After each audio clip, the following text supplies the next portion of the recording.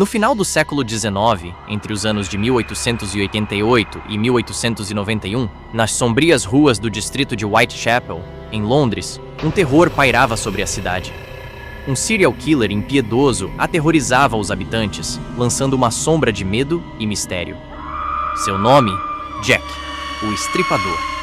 Junte-se a nós enquanto mergulhamos nas profundezas da história desse assassino lendário.